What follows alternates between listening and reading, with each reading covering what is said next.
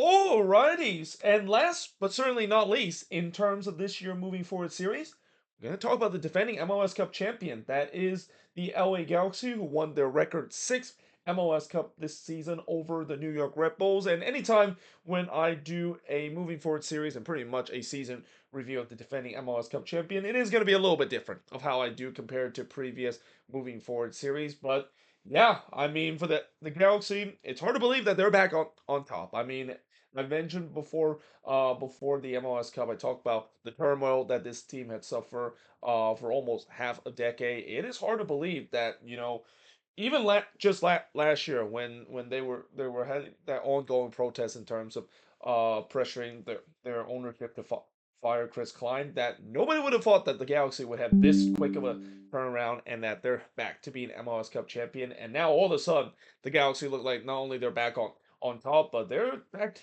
being a team that could be a legitimate threat once again in the Western Conference. And I've said this before. So as much as I know this might not be great news for a lot of MLS teams, seeing the Galaxy have been the more dominant side. At the end of the day, it is good for the league to see the giant and a team that has always known to be successful, that is the LA Galaxy, be successful, because it just feels like the league is better when the LA Galaxy is doing well and competing for trophy week in and week out. With that being said, they finished with a season with 19-7-8, and they finished with 64 points. They scored 69 goals, nice, allowing 50 goals while having a plus 19 goal differential. Now they finished second in the Western Conference, and I remember on that decision day when they lost 2-1 to the Houston Dynamo to slip down to second in the spot. It looked like that was probably a bad sign, knowing that if they do face against LAFC, they would not have home field advantage in that round. But it turns out things were kind of favorable for them when it comes to the playoffs, because in the end they got a pretty favorable draw. Yes, I know they avoid LAFC, and I know LAFC fans will say, well, if we were to play against the Galaxy, we probably had a chance to knock them out in the Western Conference final, and that's still to be determined whether or not if that is the case. But the bottom line is that they didn't have to face LAFC. They kind of pretty favorable first round matchup against the Colorado Rapids, a Rapids team that was pretty much dead man walking, and pretty much running out of the magic that they had throughout the season under Chris Armas. But little do we know that they actually steamroll their way into the Western Conference final. And really, the only difficult game was the last two game. I think the most difficult one was probably the Western Conference final itself, because the first two round it was like cake walk for them how they got to the conference final. And of course, they won MLS Cup against the New York Redbulls. The 2-1 score line means that they win their sixth and record of MLS Cup in and extending that lead in terms of the first team to win six MLS Cup in the league history. Now, looking at the last five seasons, again, it was pretty much turmoil that they've been going through, and again, it's just crazy to see how quick that they turn the turmoil around. Because last year in a turmoil season, they finished 13 with an 8-12-14 record, finished with 36 points. Obviously, did not make it to the playoffs. That is probably the first time we've seen a team finish that low in the standing, and the very next year they win MLS Cup. That's how things can change in this league. In 2022, they finished fourth with a 14-8-12 record, finished with 50 points, but they got eliminated by LAFC in the second round. In 2021, they finished eighth with a 13-9-12 record, finished with 48 points, did not make it to the playoffs. In 2020, they finished 10th with a 6-4-12 record and finished with just 22 points. Also did not make it to the playoffs. And then in 2019, they finished fifth with a 16-3-15 record, finished with 51 points, but was also eliminated by the LAFC in the second round. So again, this is where you can have that argument of the fact that, and especially LAFC fans can have the argument that, yeah, if they did face against LAFC in that Western Conference final, and that game is at BMO Stadium, you know, again, in a big rivalry like that is kind of hard to predict. But knowing that LAFC has had that narrative of able to beat the Galaxy in the playoffs and kind of have that onage on them.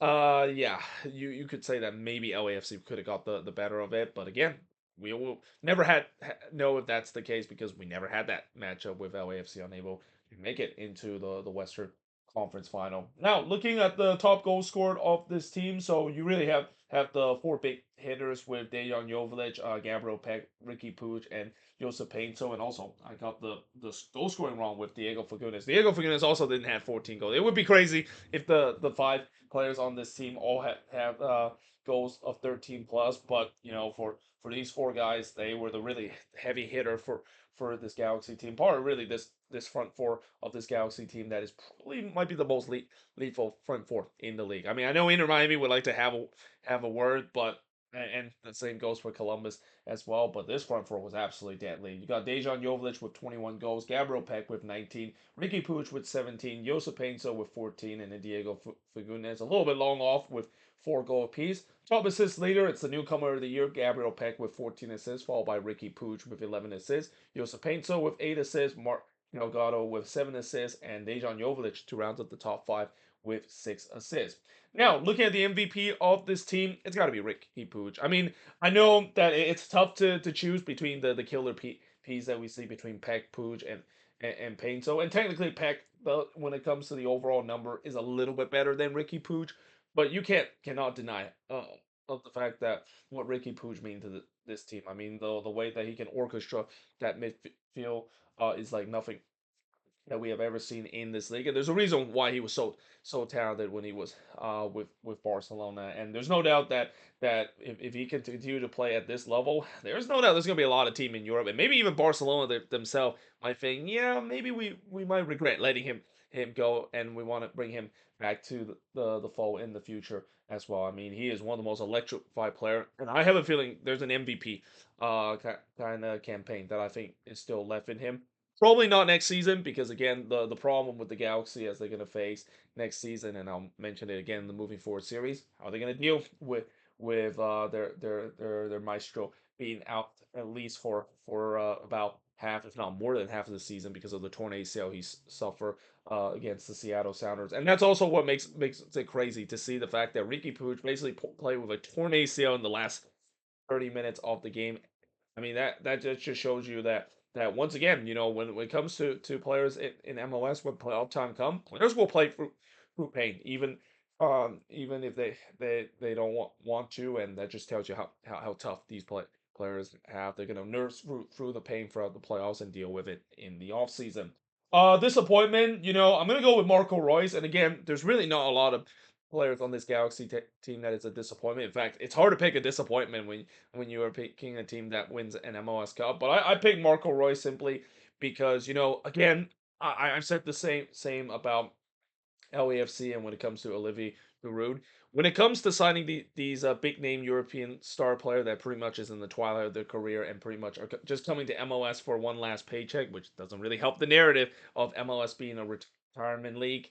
Yeah, those days it's been long gone when teams simply had to rely on those guys, and we're seeing it right now once again with Marco Royce. Really, besides that first game that he has really not looked anywhere or close to what he should be when they arrive. And unlike the Olivier Giroud situation, at least the Galaxy can afford to do that because when they bought him, it was only on a TAM contract, which is an absolute steal for a guy with that pedigree. But again, they really don't need him to be at his best because of all the weapons that is around him.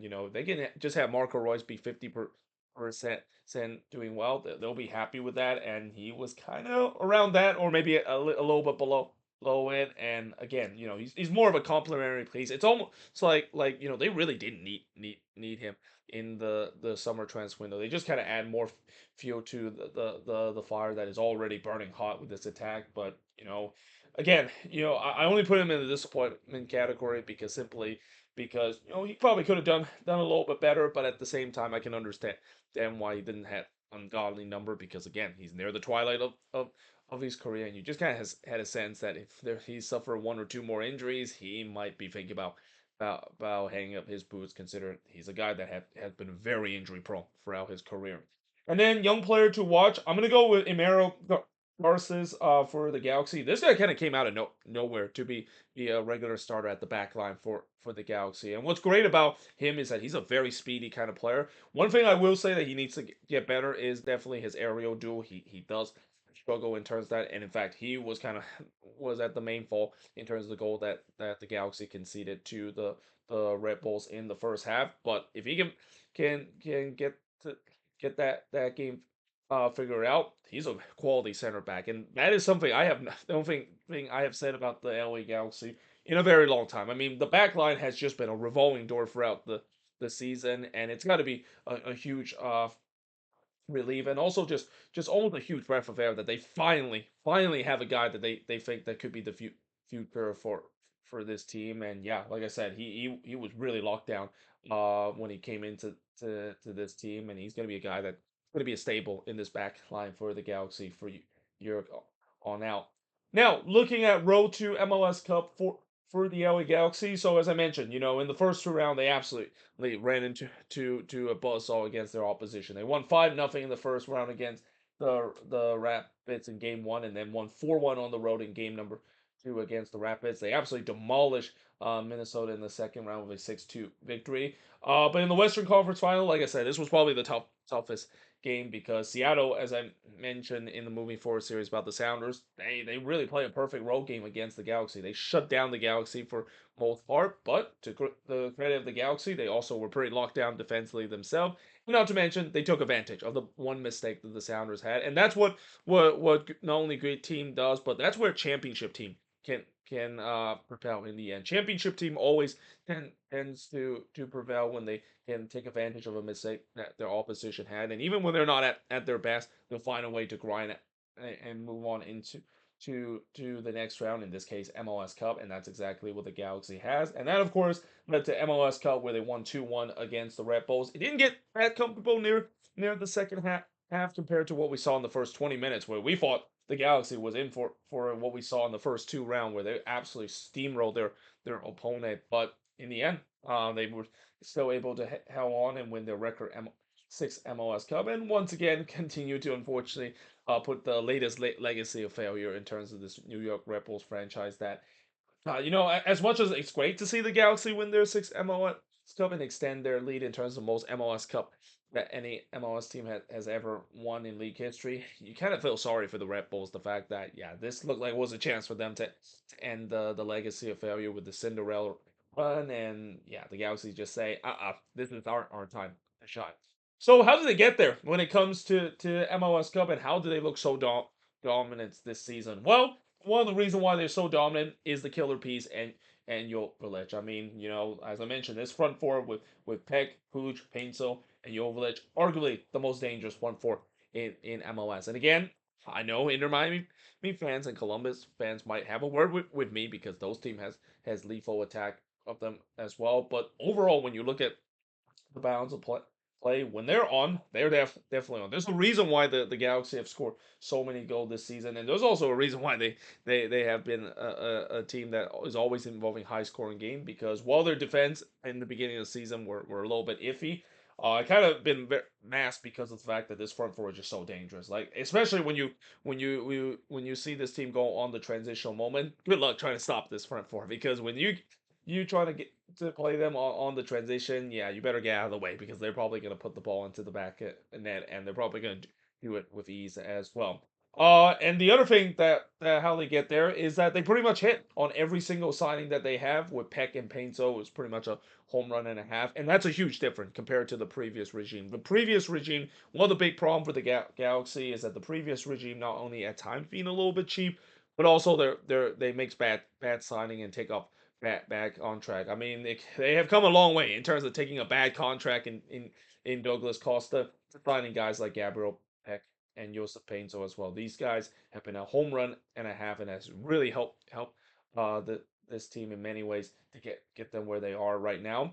But besides the front four, we got to also talk about the midfield. The midfield is also absolutely stacked with quality. So stacked that coming into this season, I thought Gaston Brookman was probably one of their better midfielders besides Ricky Puig. And even then, Brookman didn't really get a lot of minutes because guys like Surreal was taking more minutes. Marco Royce also stepped into that role as well. And then let's also not forget about Diego Fagundes, a guy that was kind of a bit of a journeyman, but it seems like he finally found his home with the Galaxy, and still a guy that even in the tender age of 30, he's guy that still have a lot of quality and have still a lot of motor left in the tank.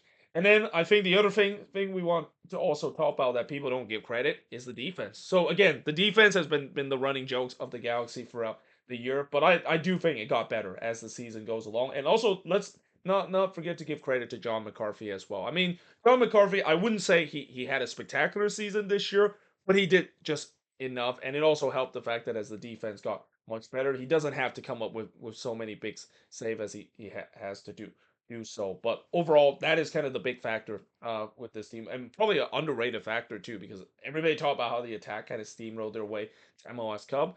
But as we mentioned with this team, and as I even mentioned it before heading into playoffs, I still question when it comes to how whether or not this defense can hold firm. And boy, they definitely hold firm throughout the playoffs. I mean, it's hard to believe, but they have only conceded 4 goals in the whole playoffs overall. That's pretty impressive for a team that gave up 50 goals and could have been more, especially of how bad they were in the beginning of the season. And that also kind of is the reason why, besides Miami, they are must-watch TV for neutral every time, because it's not a Galaxy game if the scoreline is not like 3-2 or 4-3 and there's tons of a shot going left and right. They're a must-watch TV every time. Every time when the Galaxy are playing, I always tune it in and make sure I watch, because I know there's gonna be some fireworks that is gonna be there. Now, for the better or worse, if you're a Galaxy fan, I'm not sure if you really enjoy those kind of thrilling 4-3 kind of resort, or even 4-4 kind of resort like what we've seen early this season. But as a neutral, sign me up, because those are kind of the game of why everybody love this game so much and love watch the this league as well. I mean, this league, even though at times there are some snooze fest kind of game, you got to say that for majority part, there's always some crazy MLS kind of thing, and MLS After Dark kind of thing is definitely real, and the Galaxy was involved in so many of them this season. So moving forward, how are they going to look heading into next season, being the defending MLS Cup champion? So obviously, the first big question for this is how are they going to hold firm with Ricky Puig being out at least till the summer because of that torn ACL. Now, obviously, when you look at the records that they had last season without Ricky Puig, they actually did pretty well. 4-1-1 was their overall record, and that includes the MLS Cup win. So it's not like they're just simply heavily rely on. That just kind of shows you that they just have so much depth in this team. But again, losing Ricky Puig, you do lose a bit of a weapon there in terms of breaking the lines, as Puig can do so like no other in that deep line playmaking position. And that's gonna be something that they'll hope that they can hold firm when he does come back, and also hope that he can be at a high level too, because we talk about how players, we have seen players done well even when they came back from a torn ACL, but it's not a very easy thing to do. And especially one thing I think the Galaxy definitely do not want to do is try to rush Pooch back, especially if they're doing very well. There's no need for them to rush Pooch back and implement him into this team again. They probably will need some depth in the defensive area, so they already have a couple of players that departed on this team. Yoshida is actually one of those ones, and I'm kind of surprised that is the case. Although I guess he's kind of getting a little older, they probably need some more defensive option. But one of the more surprising one departure this season is Jalen Neal. I thought they were going to keep Jalen Neal for this season, but they decided to trade him to Montreal. Obviously, Caceres, they decided to not to part ways with him as well. Not surprising, considering he is getting older, and not to mention just come off of a serious knee injury. But yeah, there's no doubt that they need some depth in the defense. And to be fair, they kind of have already did a little bit of that, with the recent signing of Matthias Jorgensen. That will really help strengthen the depth that this defense need. Now, the other thing I will say is that this team will definitely be a contender, pretty much in all the competition, and that include MLS Cup as well. I mean, I know we talked about before heading into the season. If you look at MLS Cup odds, I think Inter Miami probably is going to be the favorites, especially how stacked they are. But the Galaxy are not that far behind. They probably maybe second odds on favorite in terms of winning MLS Cup. Maybe some might say Columbus might be second best odd on that as well. But there's no doubt this team is absolutely stacked. They're going to be competing in all the competition, and I think their goal is not just to repeat as MLS Cup champion, but they're looking to go for it for the CONCACAF Champions Cup. Like, of all the team that's going to be in the CONCACAF Champions Cup, heading into not that far from that. Now, I mean, the Galaxy is going to be right up there, and I'll definitely do a video talking about looking at these teams that is in the Concacaf Champions Cup. Who's going to be the more likely one to win it this year? That is an MLS team, and then of course the bonus factor is that, as a reminder, this is the last team to have repeat as MLS Cup champion. You know, the Galaxy, they're the last team to do so back in 2012. It is so hard to repeat as champion. We've seen it over the years, even when teams won MLS Cup and they might have a great season the next year as well. They always fall on the final hurdle in terms of MLS Cup, and there's no doubt that this team has the pedigree to do so to repeat as champion. Though again, you know, we said that about all the other teams that have won MLS Cup, and we thought that they have the quality, and they are unable to do so for the very next year. And especially, you know, I talk about the East being very strong. The West actually, believe it or not, is getting stronger as well. I mean, I know throughout the years there's been times where people say the West is definitely weaker than the East. The East have more of a bloodbath compared to the West. I disagree with that. I mean, you look at the West. There's some really good team out there. You know, the two LA team and even Seattle is really started to making some noise once again. This conference, I wouldn't be surprised. It might not be as easy as the Galaxy thing is. Especially, you know, I think LAFC fans will absolutely would say that. Yeah, let's see if they play against us in the playoffs. Let's see what happened, because if we play against them in the playoffs next year, and if we beat them in the playoffs in the next year, then it's kind of almost proven that the Galaxy simply win this because they had the luxury of not facing against their crosstown rival in the playoffs next in this season. But either way, hope you guys enjoyed this video. If you do, make sure you like, smash the subscribe button. As always, let me know in the comments below what do you think of this video. And if you're a Galaxy fan, obviously, you know, I'm pretty sure they're celebrating and winning their 6th MLS Cup. But the question is, moving forward, can this team repeat as MLS Cup champion, and can they be a contender in most of the competition that they're in? But until then, hope you guys enjoyed this video. And of course, as I mentioned before, I'll start the season preview relatively soon. Saturday, I think, is when I'm starting the season preview, and I'll look at San Diego as the first team in the season preview, because you know we gotta definitely look at the new boys of MLS and see what they have already done when it comes to their roster building, and maybe even have an idea of how the starting 11 is going to look like for this team heading into that first game against the defending MLS Cup champion, that is the LA Galaxy. But until then, hope you guys enjoyed this video. If you do, make sure to like, smash the subscribe button, and yeah, I of course will see you guys next time.